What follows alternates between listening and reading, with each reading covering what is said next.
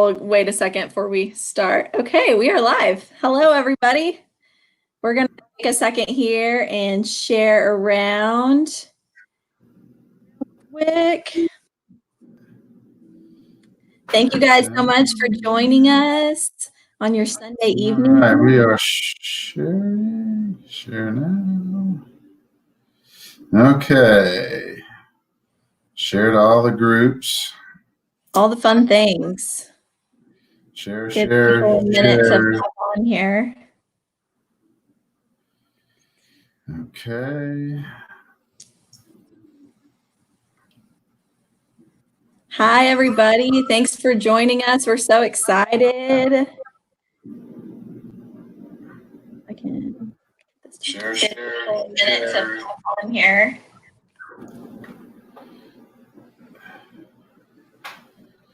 Okay. All right. I got it shared. We're shared. Okay, I think we are officially shared. Are you shared? Yes. So. We're all good. Yep. All right, I think we shared everybody. Shared a bunch. Take us away, Ms. Marissa. Yeah, we are so excited to have Madison on with us. We are going to go ahead and get started. I'll just kind of give a brief little introduction here. So Madison and I actually went to high school together. And so whenever I heard this story, I was really surprised because I didn't know anything about it in high school. And now looking back, you know, she didn't really tell anybody in high school. And so, Madison, I'll just kind of have you start at the beginning of how you found out that you were born without a uterus, and you can just start there. So it was around 16 years old. My pediatrician had recommended, she was like, you know what? She's like, you're developing normally, but you just have never gotten your period yet. So why don't you just go over to an OBGYN, just get everything checked out, just to make sure everything's fine. Yeah. So I sent over and done a couple of scans and sonos, and they were like, well, we're going to send you to a specialist. And so they sent me to a specialist that then later let me know that I was diagnosed with MRKH. Wow. That is crazy. So yes, definitely. So how did you feel? I feel like that would just be really hard as a 16-year-old, then basically telling you that you're not going to be able to have your own children. Yeah, especially since I had grown up in a big family. I had been around lots of kids in my life, and I knew that I wanted to have a big family one day. So to have been told that, I was completely devastated. I honestly didn't think the doctors were telling the truth. I didn't think this was something real. Yeah. I was like thinking about what the heck is this? I've never heard about it before. And so to get that diagnosis and that news at 16, I was like, I'm the only one. Yeah. Yeah. I've never gotten this diagnosis, you know? Yeah, it's pretty rare, isn't it? It's like 1 in 5,000 is what I was reading. Yes. Wow, that is crazy. I can't. When I was diagnosed, I felt like I was literally the only one. Yeah. I had no one else that had ever had this diagnosis given to them, and I did not know what to do. Thankfully, my doctor, actually my specialist, she actually told me about the study going on in Sweden when I was diagnosed. So it had actually just started in Sweden. So she said, you never know, by the time you're ready to have kids, it may be brought to the U.S. And lo and behold, as soon as I get married, I mean, it had been brought to the U.S. in 2016, but you know, I was kind of following it, but not really. I wasn't really married yet. And then once we got married, they were looking for recipients, and it's just crazy how it all ended up working out. Yeah, so let's go into that. So how did you hear about the trial, and how did the process go of you getting accepted? So I think I had found something online. I saw something and I was like, what, uterus transplant? And I looked online. It was literally a couple weeks after Mitchell and I had just got married. So we had saw it and we're like, you know what, if it's God's plan for us to get into this trial, we'll get in. We took a lot of time to kind of really pray about it and think about it, because we're like, this is a big deal. It's not something small. I mean, going into it, talking with all the doctors, we knew what the good things, the bad things were that could come out of this. And so it was really a time for us to kind of figure out, what do we want to do? Do we want to be a part of this or not? And we prayed about it and we decided, okay, we're going to submit our paperwork, see what happens, see if we can get a call or an email back. Yeah. And we actually got married in February of 2018, and we went on a cruise in June of 2018 for our honeymoon because I was still finishing college at that time. And so we got back off of our cruise and got onto a charter bus, and I, get all the emails and text messages I missed from being on the cruise. And I get a voicemail from the head nurse of the program. She's like, "Hi, Madison. Blah, blah, blah. I'm from this program." And I'm sitting on the front of the charter bus, and Mitchell and the rest of my family are like in the back of the bus. So I'm like, the uterus transplant team just called me. And like everyone's like looking at me like, "Oh my God, this lady's crazy." And so I remember like they were all excited, but everyone else is like, "What is wrong with this? What is going on?" I called that head nurse's name is Kristen. I called her back on a Saturday, and I like left her voice message, and I was like, "Yes, we're definitely still interested. Please give us contact. Like, please contact us back."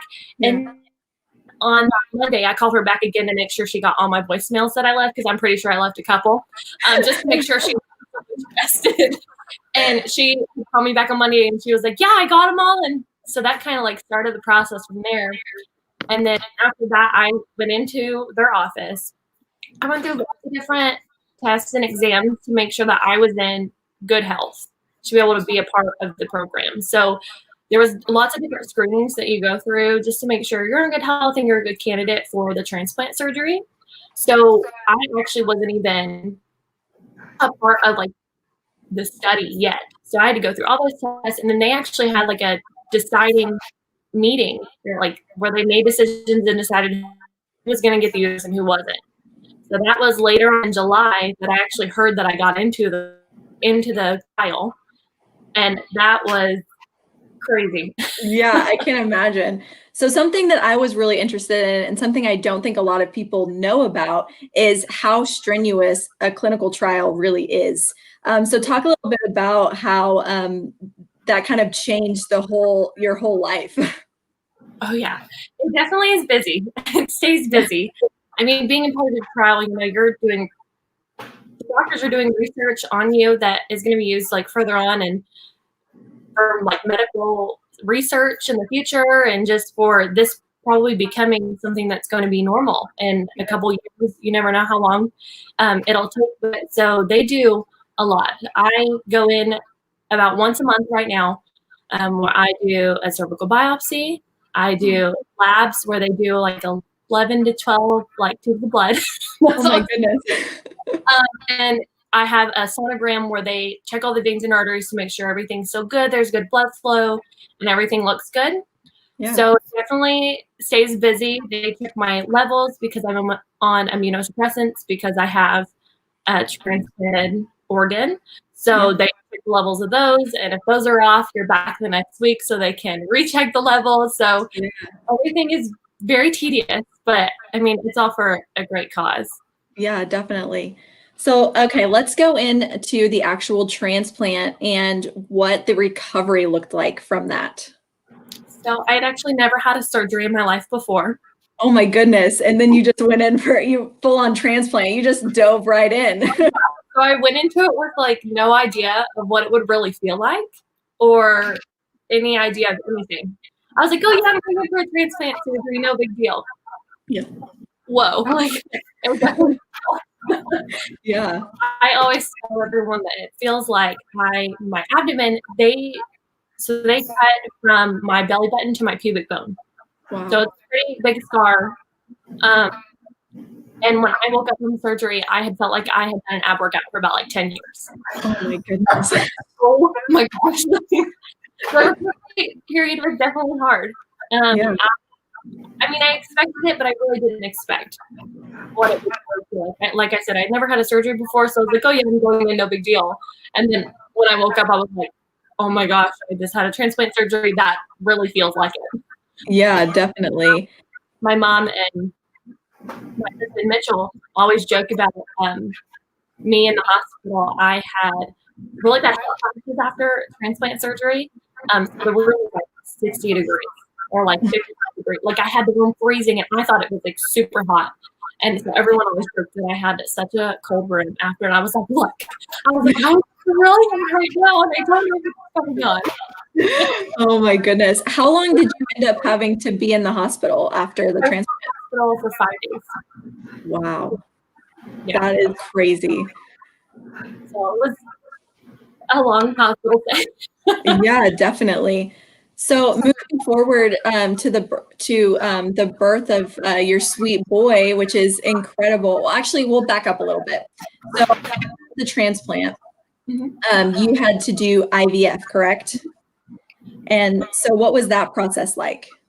So before I even had my transplant, we went through an egg retrieval to create embryos. So before I even had my transplant surgery, that's kind of the qualification.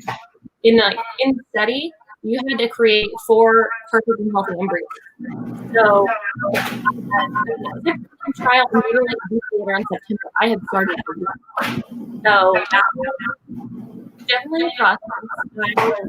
I knew that eventually we were going to have to do that later on to biological kids, but to do it this early and kind of go into it, I mean, we went into it with very strong faith, and we knew what was going to happen was going to happen. And, you know, we just thought about it very positive. We had things to come. They, you know, through the younger we were, things were a bit easier and better, but I mean, it was still hard. It's, you know, I did so many shots and so many patches and took different medications. It was definitely hard, you know. Yeah, I can imagine. Go through all of that and do that, and then we ended up with the right amount of embryos, and literally she called me and said, okay, how does it sound to have your transplant surgery on October 18th, which was 16 days after we finished IVF. And I was like, goodness. okay. I was like, yeah, we'll figure it out, you know, like clear my schedule because I'm getting a transplanted uterus. Yeah. So that was, I can imagine that your brain was just going crazy because you had just gotten married, and then now you're just thrown into this, and now they're like, okay, well, here you go. And how long was it until you found out you were pregnant? So we did it exactly 4 months from the day of my transplant surgery. So we did an embryo transfer on February 18th. Mm-hmm. It takes about 9 days to like figure out whether the embryo took or not. And so we found out 9 days after the 18th. Wow. We were pregnant. And the way that IVF works is you're 2 weeks pregnant. If you like, we did, I think like 5-day frozen embryo. Mm-hmm. So as soon as like they put it, you're 2 weeks pregnant. So we like found out really early. So I felt like my pregnancy was really long. Yeah, because you found out so early. Oh yeah, definitely. And we thought, you know, going into this, reading some of the research that had been done like before in like the beginning of the trial, we thought it was going to be like a 2-year process to like get pregnant. We did not realize it was going to be like, okay, transplant, okay, embryo transfer. And we're lucky enough that the embryo took the first time. Then we were pregnant, and we were like, okay, you know, we're over the moon excited, but we definitely thought this was going to be a lengthy process. Yeah. And then all of a sudden here you are having a baby, which is incredible. That is wonderful. So, okay, let's move forward into the actual birth of your sweet baby Lincoln. So did you end up getting to have a natural birth, or did you have a C-section? I had a C-section. So they actually went through my same scar. Not of it, but like 3/4 of it. They had to open me up and check that the veins and arteries were still intact and good and in place, and everything looked fine. And then I had my wonderful son.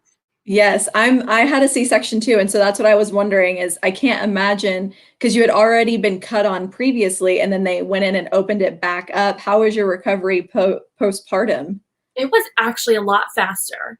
Really? After transplant is like 9 and 12 weeks, honestly, by the time you like get to feeling back and feeling normal. And I want to say after like 2 to 3 weeks, I was like feeling pretty good. I mean, Lincoln had to go to the NICU for a couple of days. Mm-hmm. So that first day that he went to the NICU, I walked to the NICU, and the NICU was not like super close. And I remember my incision had kind of started to like weep a little bit. And I was like, okay, I may need a wheelchair. Maybe I should take this easy a little bit. My son is in the NICU. I want to go see him. I want to be with him and get to him. And so I walked, and they were like, okay, you may want to like take it a little bit easy.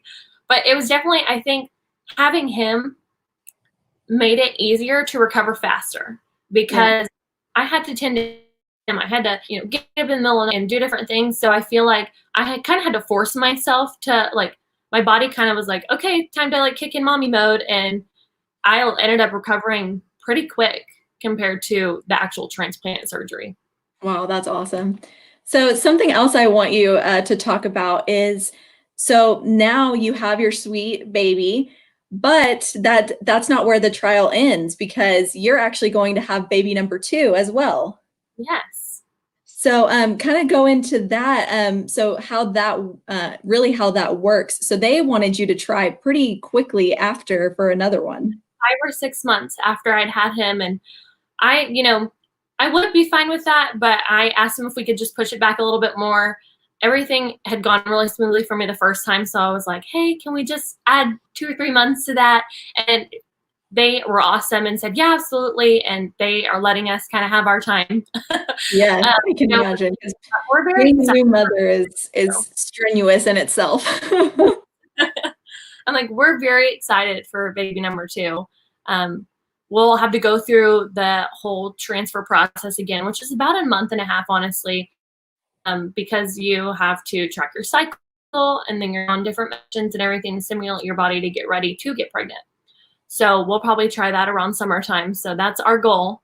So yeah. Wow, that is so awesome. That is so very cool. So a little bit more about that too. So after you have your second baby, are you going to still have your uterus? So after the second baby, the plan is they will take the uterus out after baby number 2. Mm-hmm. With the study, they don't want you to have the uterus in for no longer than 5 years. Okay. Because they don't want you on all the anti-rejection medications for the rest of your life. Right. For its purpose, it was able to give us, 2 beautiful babies. Yeah. And then we'll take it out. So the ideal situation in surgery would be that they'll basically take baby number 2 out and then take the uterus out in the same surgery. If everything goes smoothly, that is the plan. Wow, that is awesome. It's so cool how science works. And something else that, was crazy to me in your story was you were talking about how that was really how you found out was that you had never had a cycle. And so now moving forward, you have a uterus. So did you start having a cycle? I did the month after in November. So I had my transplant surgery in October of 2018. In November of 2018, I had my first cycle ever. That was definitely an experience for me. I was like a 12-year-old in a 21-year-old's body. Oh my gosh. But it was definitely cool in a sense because that's the way that you can tell the uterus is working. Yes. I still think about it and I'm like, oh my gosh, I had this transplant surgery. It's totally mind-boggling to me sometimes because I'm like, I was born without a uterus. The doctors transplanted a uterus that gave me my son, but works in my body. It's just crazy. I'm like, I never would have ever imagined. I mean, I had a glimmer of hope when I was diagnosed, but to actually be going through this now is just crazy. Yeah, I can't even imagine just how insane this whole journey has been for you.